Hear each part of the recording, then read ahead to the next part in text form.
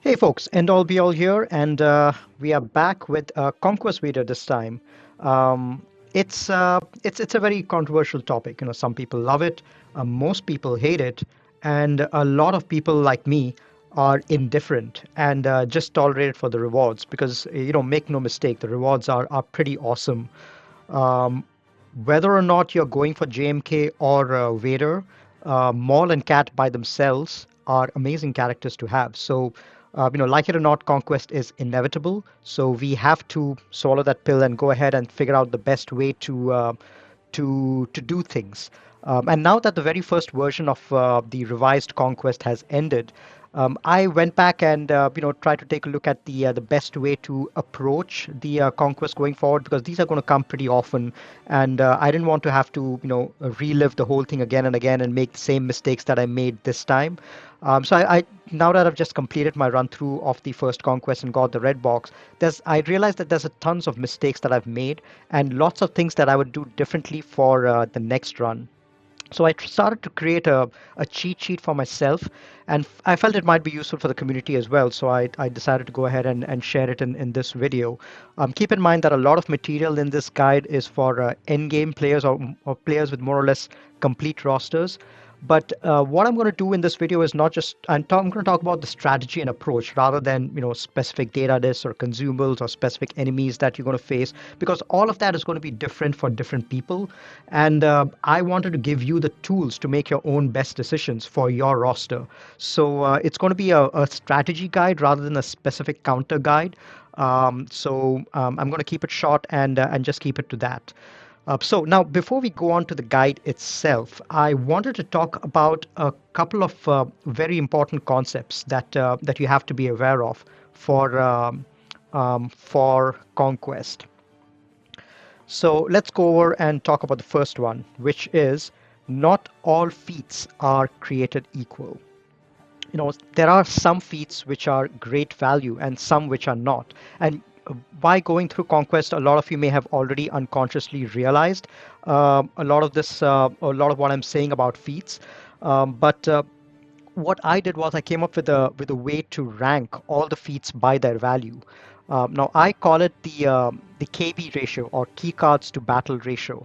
And let me give you an example of that. So you have one particular feat, and this is one of the most grindy feats, which is 14 battles, complete 14 battles with one particular faction. In the very first sector, it gives you 5 key cards. So you're essentially having 14 battles to get 5 key cards. So your key cards to battle ratio is 0.4. So that means that you have to grind out 14 different battles and win each time to get just 5 key cards. In contrast, at the end of Sector 1, you have this particular the final boss. So the feats for those boss, there are 3 feats completed with a full separatist squad, completed with no tanks, and try to inflict stun 20 times. Each of these gives you 3 key cards for a total of 9 key cards for just one battle that you can do. You can take in these 5 characters and potentially complete all the feats at the same time. So one battle and 9 key cards. So your key cards to battle ratio is about 9. So you can see just from this illustration that the second thing that I talked about, the separatist squad feat, that is about 20 times more efficient and more value added than the bounty hunter feat. So the way that I go about doing it is when I approach conquest, I make sure I one shot everything and get 3 stars everywhere. I make sure that I focus on the mid battle, the mid boss, and the final boss battles, and make sure that I get maximum conquest, maximum stars and feats over there. And then only towards the end, I come back to these more grindy feats, which are way less valuable. And sometimes I skip them altogether. In getting the red box, I skip the bounty hunter feat, the 14 bounty hunter feat. I skip the 14 night sister battle feat, and a couple of other feats like that, which had a very low KB ratio, because those are just not worth your time and effort to do it. It saves you battles, it saves you refreshes, and it saves your mental health because who wants to grind so many different battles at the same time. So that's the first concept that you guys have to be aware of. The second important concept is learn when to time out. Now you'll notice that there are 2 different kinds of feats, 2 main categories of feats. Ones which require you to win the battle in order to collect the feat, and others that don't.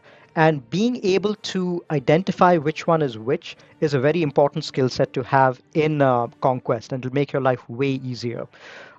So, as an example, this is one of the feats that are there: win without using a support. Now, when it clearly mentions in the name of the feat that you have to win the battle to get the feat, that means that that particular feat needs a win. As opposed to something like this, which is defeat 50 with 50 characters with Mandalorians. This one does not need a win to get the feat. So you can enter the battle, kill Mandalorians, kill other characters with the Mandalorians, and even if you time out or you lose, you'll still get credited towards that feat. Now, why is this important? Towards the end, if you're running short on time, you can grind out multiple of these kinds of feats and then time out or lose deliberately, because what that does is it preserves your stamina. So your stamina only gets consumed if you win the battle. And at towards the end, if you're running short on stamina and you need to do a few battles at a stretch, then if you time out or lose, then you can re-enter the battle with 100% stamina. So understanding and realizing which are the feats which require you to win and which don't require to win is an important skill to have. And my guide will cover all of those in detail, which ones, and clearly highlight which ones are the ones that you need a win for, which ones that you don't need a win for. So let's move on to the guide itself. Now that we've talked about a couple of concepts, what I'll do is in the pinned comment section of the video below, I will give timestamps for all the different sectors that I'm covering in this the guide, so that you can refer to it later quickly. And I will also have a downloadable high def graphic version of the guide that you can use for quick reference and share as needed. And this graphic I plan to update frequently because feats may change or people may just discover a new and better way to do some of these feats. So like and bookmark this video so that you get the latest version of the Conquest guide. And then let me know in the comments if you have a better way to do some of these feats so that we can share it out with the broader community and all benefit together. So without further ado, let's move over to the guides and start with Sector 1. So in the first sector, it's most of the key cards have got low value. You can see over here, but if you see over here, the way that I've laid out this guide is there's a column for battles and number of key cards, and then I've got the KB ratio in there, um, which uh, which basically tells you exactly how valuable or how effective that particular feat is. The higher, the better. The higher the value of the KB ratio, the more effective those feats are, and those ones are the ones that you should focus on first. Then I've also got a column for win required, yes or no. In this case, everything which is yes, you need to win the battle in order to get the credit for the feats.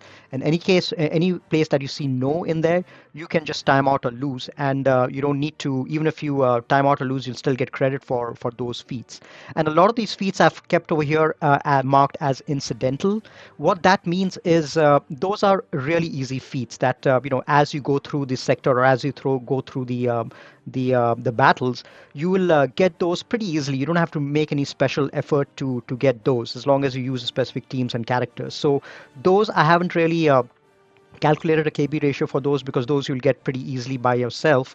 So let's go through some of these details over here. So you can see over here, most of the feats over here don't require you to win, except for the Bounty Hunter one, which requires you to win 14 different battles, which is why this is the worst feat in this sector. If there's one particular feat that you're thinking of skipping, that would be the feat for this particular sector. The rest of the feats over here, the individual sector feats, they're either incidental, which means it's easy to get, or you can take in specific characters like GMY for potency down, and Phoenix with a babysitting GL or JKL to get some of the defeats with the fifth Phoenix battles. So those ones you can do pretty easily as well. But the main things that you need to focus on are the mini battle with Padme and the final battle with Qui-Gon Jinn. The mini battle you have to do 3 battles. There's no going around it just because the feats are sectored that way. The first one you can use CLS with Chupio, or the dark side one you can use an Empire feat if you want.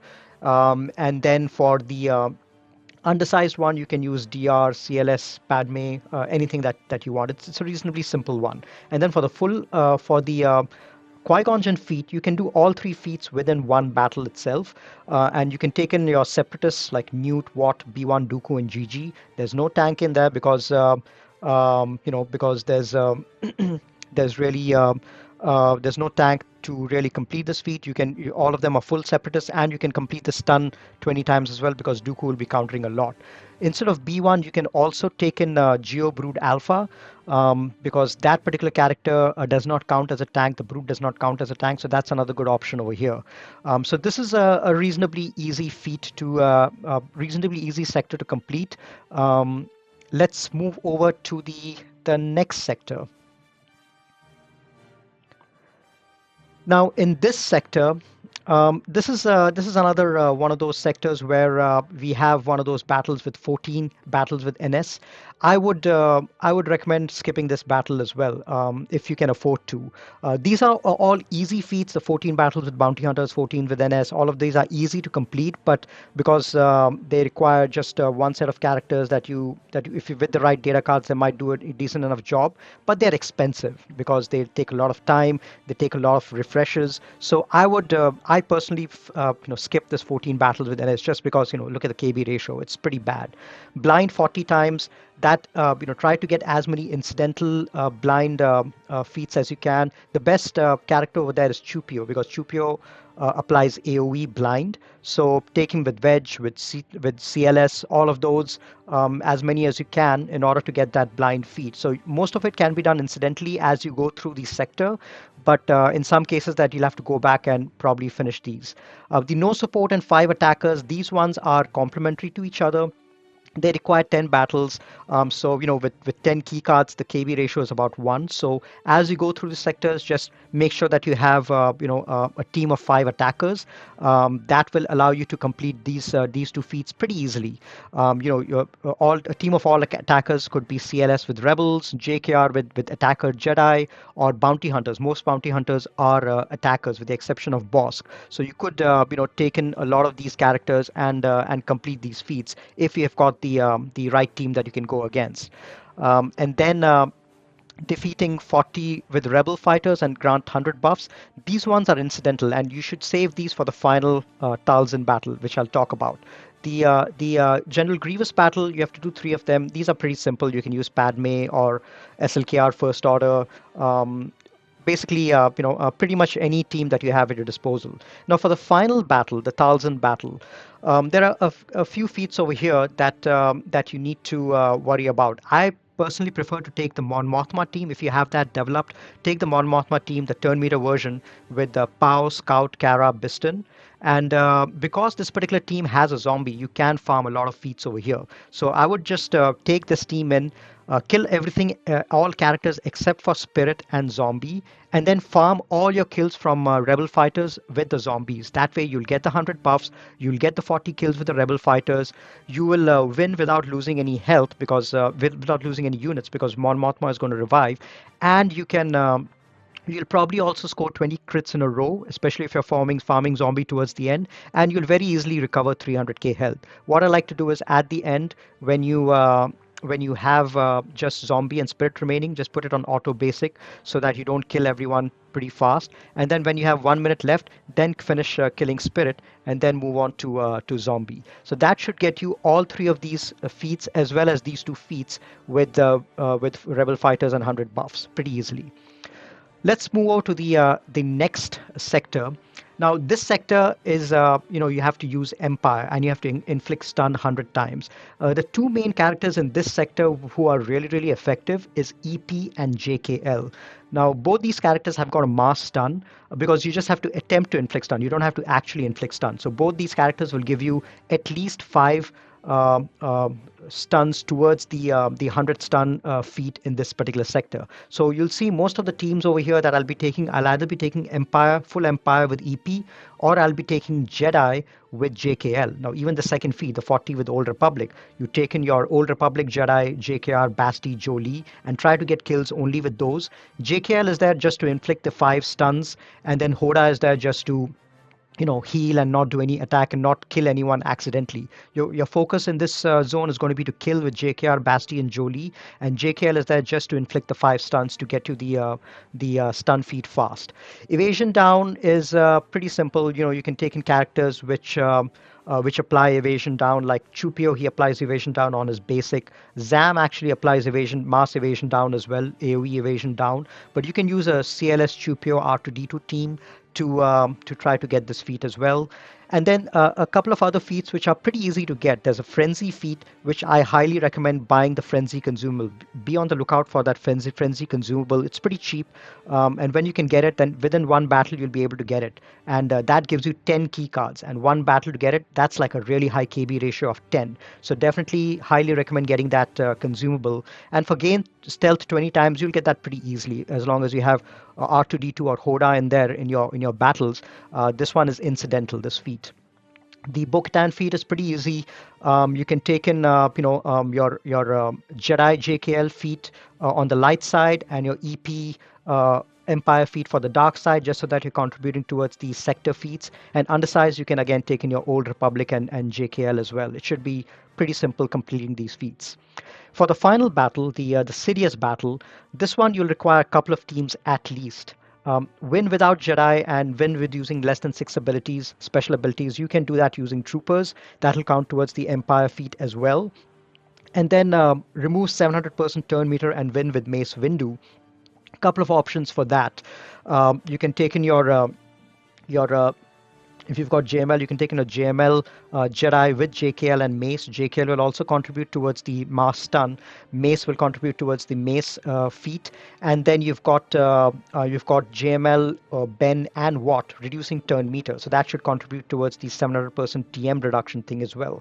So these two Sidious feats, you can see with just a couple of battles, you can get about 20 key cards, which gives you a really high KB ratio. So again, I would focus on completing the mid boss battle and the Sidious battle in one shot using these feats, because these get you the maximum KB ratio value.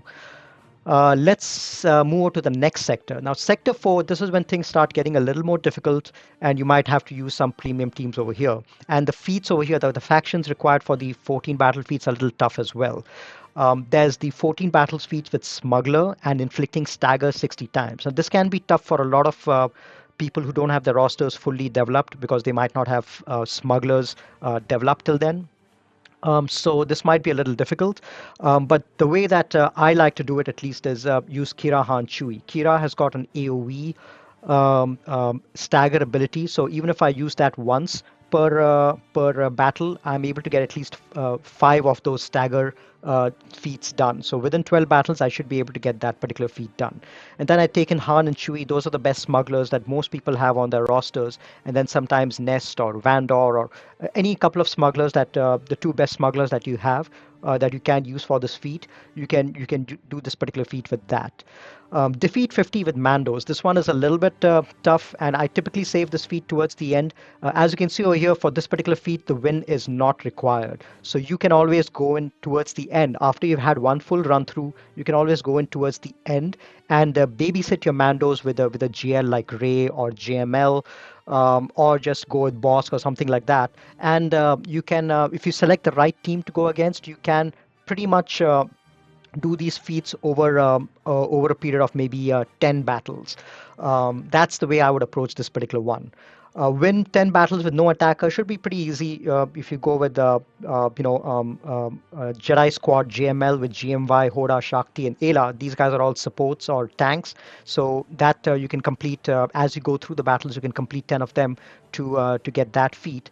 And the evade and evasion up are pretty simple to get. They're incidental, so I won't talk much about them. I've got a couple of characters over here, a couple of team suggestions that you can use to get those feats. For the mini boss and the main boss feat, you can use Ray with Mandos to contribute to his Mando feat. You can use DR with Basti. Basti has got an AoE stagger as well, apart from Kira. So if you're not able to use Kira, you can use Basti to get that particular feat as well. And then for undersize, you can just do Ray or JML with Mandos. So it'll also contribute towards a defeat 50 with Mandos feat for Ahsoka. And then for Maul, couple of teams that you can take in for this one. You need to gain defense penetration 20 times and inflict armor shred 3 times. So you can go with the your Padme or JMK lead with Gas and Cat. All of these characters, there are 3 characters over here in this particular team who can inflict armor shred, and you should be able to get defense penetration pretty easily as well because JMK gives that. I believe GMY also gives it if the enemy is below 50% in health. GMY is gets defense penetration, then he can spread it to the enemies over here, so to his allies. So getting it 20 times should be reasonably simple. If not one, maybe it'll take 2 battles to get it, but even then the KB ratio will be pretty high in that particular case. For the second team, you can take in your CLS with Stormtrooper Han, and you have to put in damage discs which are disc cards which are stacking in damage. You can do win without using support if you bring in Stormtrooper Han instead of C3PO, and then you can defeat 3 enemies in the same turn if you stack the damage big enough, and then use Chupio's big AOE ability to kill all enemies at the same time. You can also go in with SLKR if you feel that your CLS and Rebel team is not up to the task. Again, put in stacking damage teams, do only basics with SLKR, and then once you feel that your damage has stacked up enough, do an AoE or do the ultimate, and then you'll be able to kill more than 3 at the same time. So those are a couple of options for this particular feat over here. Now let's go into the final sector where it might get a little more tough, especially if you're trying to do some of these other feats. So there's a 14 battles with Geos. Again, what I like to do is I like to finish my full run through, and only towards the end I like to go in with the Geos battle. This one is not a priority. As you can see, the KB ratio is low. It's not as low as for the first 2 sectors, the grindy feats of the first 2 sectors, but it's still pretty low at 1.1. Defeat 50 to 40 units with Bad Batch. This one is, if you don't have Bad Batch developed enough, you might have to take in a babysitting GL like JMK or Ray to get your 4 Bad Batch in, and then make sure that they get the feat completed. Inflict death mark 10 times. Now, what I like to do is I like to save that for the undersized Hera mini battle, and I'll talk about that when I come over there. The other feats over here are pretty much incidental. Win without losing 20 win 20 battles without losing units, defeat 100 enemies and days. These are pretty simple, and I've kept some recommended teams or characters over here. Let's talk about the Hera battle.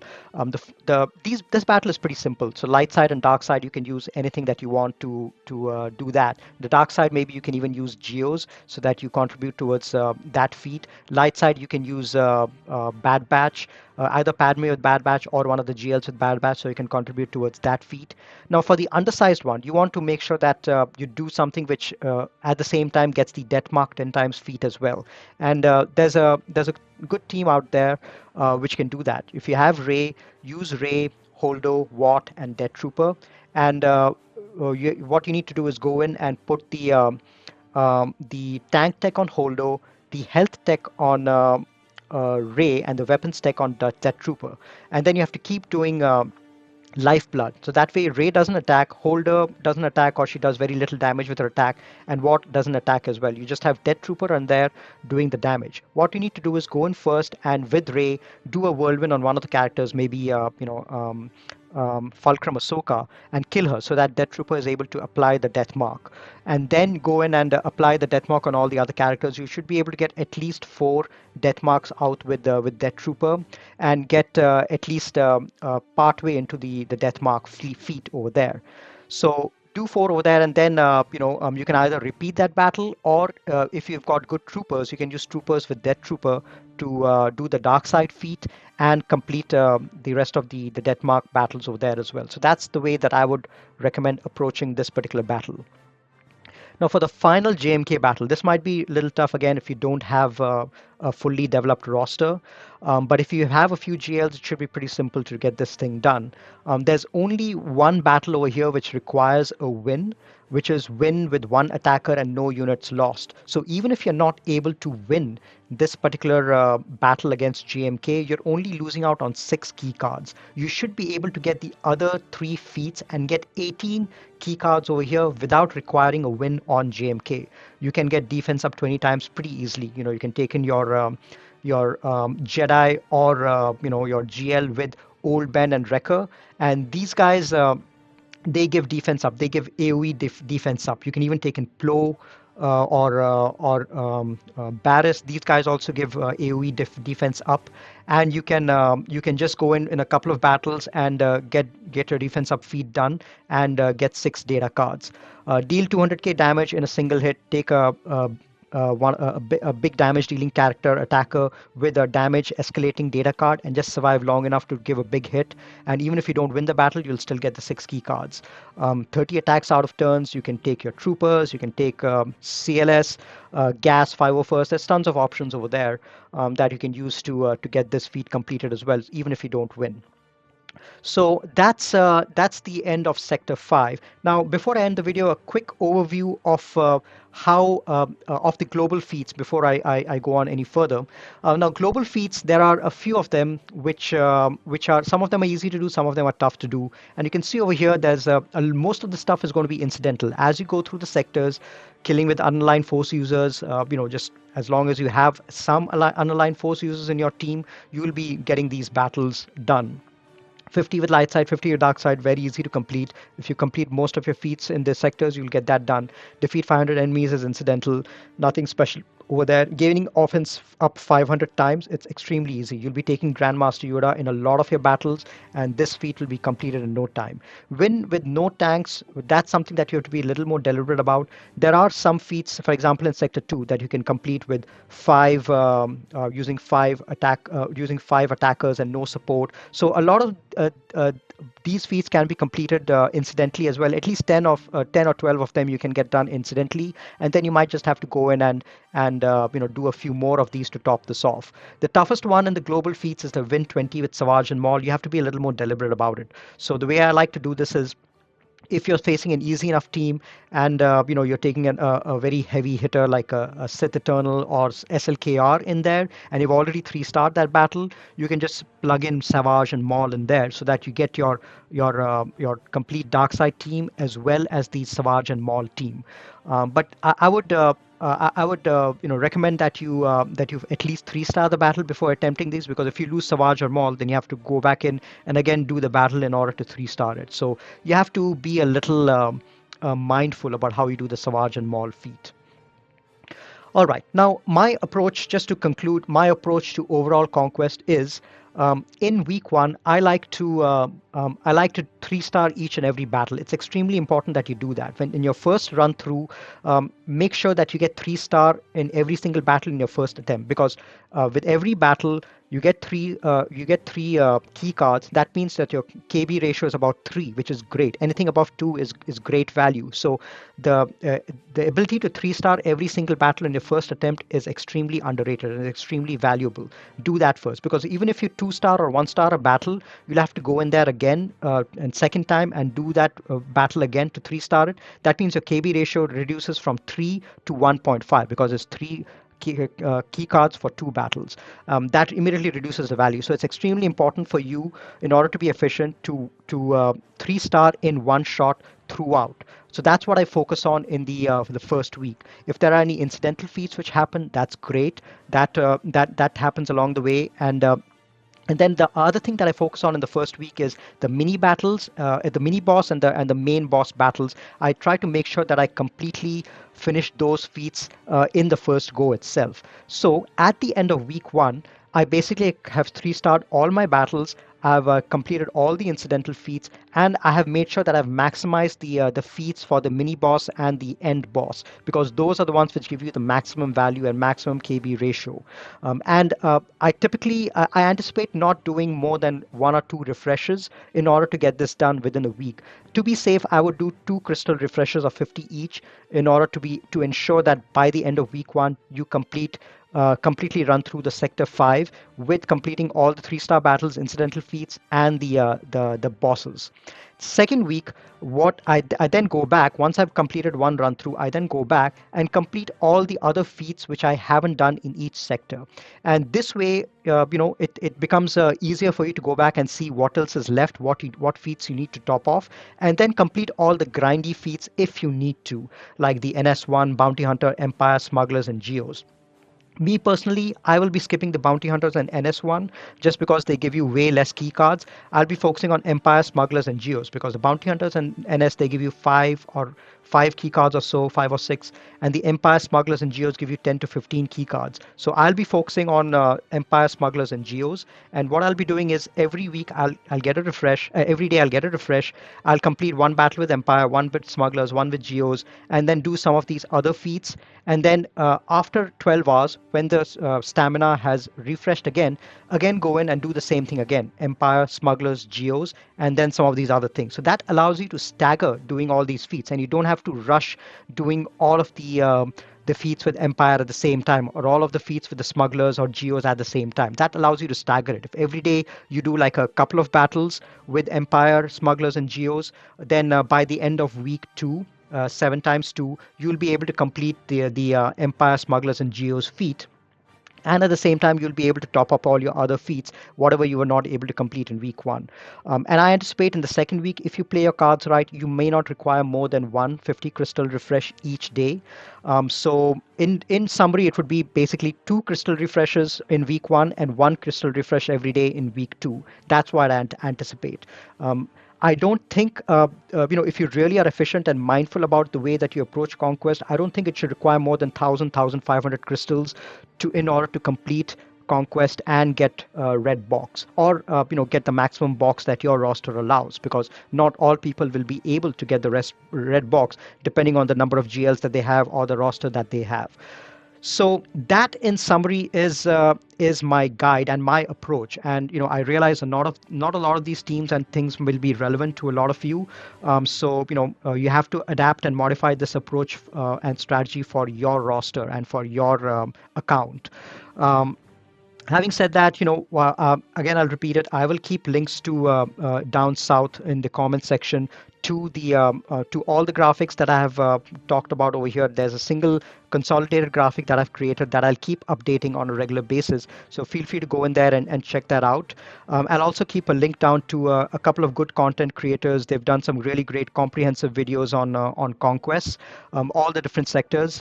There's Skeltrix has got a series of good guides. Bit Dynasty has got some good guides as well. So I'll give links down to all of those videos as well. And if you guys can, think of a better way to do any of these feats, killing multiple birds in one stone, let me know about it in the comments section. If you've got a better way of approaching Conquest or better way to do these feats, and I'll keep updating my guides on a regular basis so that the broader community benefits from it as well. So that's all I had. I hope this video was useful to you guys. I will catch you guys in the next Conquest. Hopefully, the next Conquest will be easier and less painful for a lot of us now that we've gone through one and know how to do this. So I will catch you guys later. Hope you guys have a great Conquest and a great GSE season as well. Talk to you later.